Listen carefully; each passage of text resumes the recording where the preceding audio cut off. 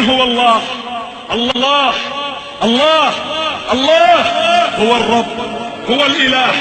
هو الواحد، هو الأحد، هو الرحمن، هو الرحيم، هو الملك،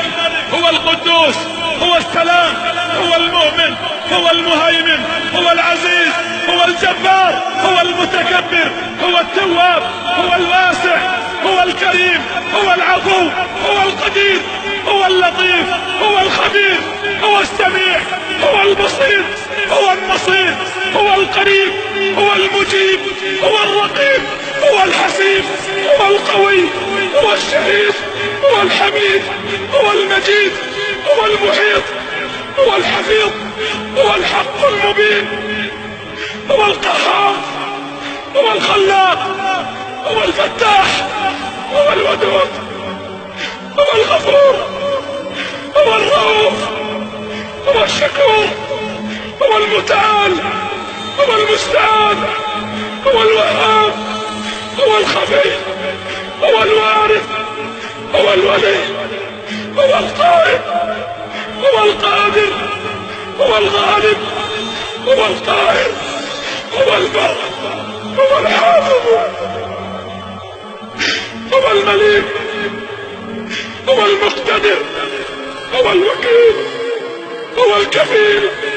هو الكافي، هو الأكرم، هو الرزاق، هو ذو القوة المتين، هو غافر الذنب،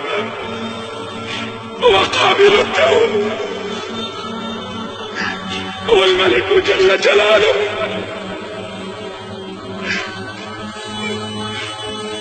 لا إله إلا الله، ذلكم الله. لو أن أشجار البلاد جميعها الأقلام تكتبها بكل بنان، والبحر تلقى فيه 7 أبحر لكتابة الأسماء كل زمان نفدت، ولم تنفد بها كلماته، ليس الكلام من الإله من هو الله؟ الله الله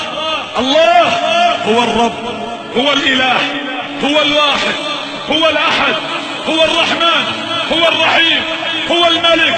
هو القدوس، هو السلام، هو المؤمن، هو المهيمن، هو